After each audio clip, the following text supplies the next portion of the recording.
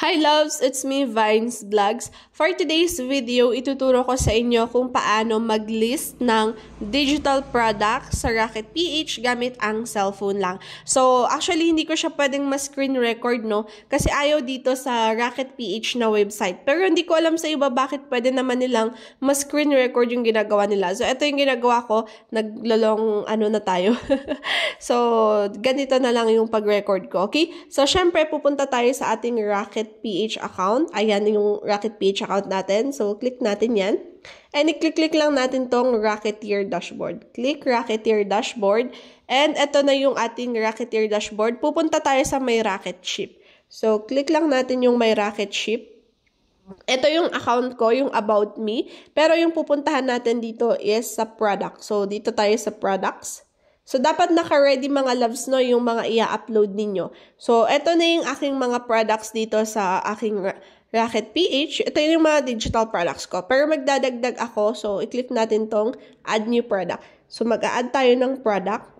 And then, syempre, ang pipiliin natin is digital downloads, no? Dapat ito kasi digital products yung i-upload natin, digital downloads din yung pipiliin natin. So, click natin yung continue.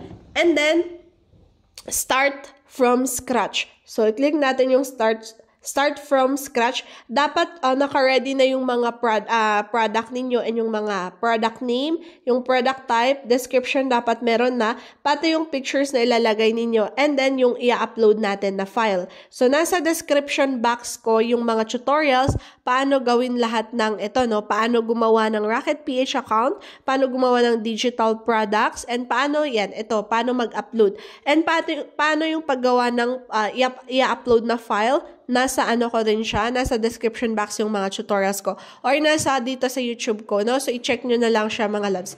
Okay, so dahil naka-ready na yung sa akin, pupunta na lang ako sa aking notes. So, naka-notes sa akin para ika-copy-paste ko na lang siya sa tutorial na to. So, copy ko, ito yung aking title. And then, ipipaste ko na lang siya. Product name, ito. After that, piliin ang digital downloads. And next, yung description. So, ikakopy lang natin yung description na nagawa ko. So, ituturo ko din pala next time kung saan makakakuha ng ating description.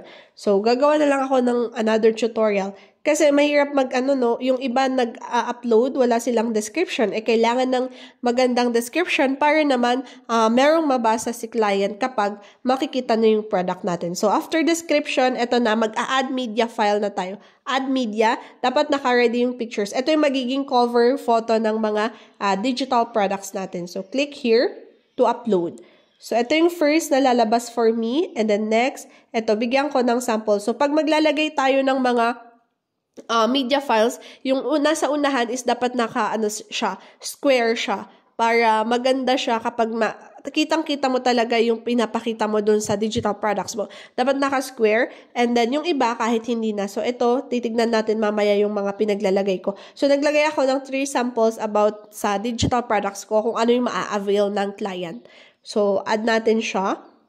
And, ayan siya. After that, next naman is yung assets. For example, nag-avail na yung client mo, kailangan natin maglagay ng file, no? Paano makukuha ni client yung digital products mo na to na nagawa mo? So, for me is upload file. So, naka-PDF ako. So, pwede ring direct buyer to a URL. Pero, parang mas mahirap gawin yun. So, mas maganda yung upload file para kapag naka-upload file ka at bumili si client, talagang kusa na niyang makukuha yung link, no? Link ng PDF mo, or ito yung digital products mo na kukunin nila. So, click natin yung select files. After that, media picker. And pupunta lang ako sa aking documents. And i-click ko yung Canva. Kasi sa Canva tayo nag-edit, no? So, click Canva. And then, ito yung na-download ko kagabi. So, ito yung PDF. I-check natin yan mamaya. So, click natin save and publish. Ay, wait. Wala pala akong pricing. So, kailangan natin mag-set ng pricing natin, no? So, 100 lang yung pricing ko. Yun yung pinakamababa kasi. Ayaw kasi sa 50 pesos. Ayun, no? Price must be at least 100 pataas daw. So, 100 na lang yung ipa-price ko. And then, i-save and publish na natin. So, pwede ko rin ma-edit to later on kapag may nagkamali o may mali. So, pwede siya ma-edit later on. So, yan. Uploading na siya. So, antayin yung mag-loading to. Huwag niyong iwanan yung page. Tapos, merong mag-green dito na nag-upload na siya. So, wait lang natin. At ipapakita ko yung iba din na na-upload ko na digital products. Okay? So, ganun siya. So, pag may bumili na to, ayan, meron tayong earnings. So, ganito kung paano kumita ng digital products. Paano magbenta? Ayan, magbebenta tayo dito sa Rocket PH. Pwede nyo ring i-share yung link ng Rocket PH ninyo sa mga Facebook nyo, sa TikTok nyo, or sa YouTube. Ayan, sa mga platforms na ginagamit nyo. So, kailangan nyong i-promote, no? Ayan siya. So, okay na. Ayan, so na-list na siya. So, ito yung pinaka-last, Under the Sea, coloring activity. Ayan siya. So, diba kita yung aking, cover photo. So, wait lang, pakita ko sa inyo. Ayan, so open ko lang yung account ko. Yung account ko din sa Rocket PH is nasa description box ko. Pwede nyo din siyang i-check. So, ayan siya. Hello, I'm Vines Vlogs. And ito yung account ko, no. Ito yung products ko, yung mga na-upload ko na. And tignan natin yung kaka-upload ko. Tignan natin if okay. Oh, wow! So, okay siya, guys, no. Ayan.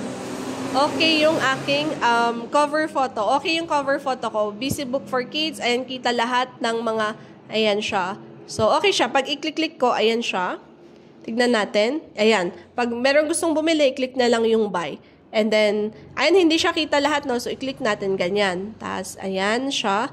Ayan, naka-portrait. Ito yung mga samples ng pwedeng kulayan ng kids natin. Ayan. Kung gusto nyo i-avail to, ayan, click nyo lang yung Rocket PH account ko nasa description box. And yung ating description, diba? Ayan, may bababasa talaga dito yung ating mga clients. Yan, informations natin. So, yan. So, okay naman siya. Wow. So, ang cute, diba?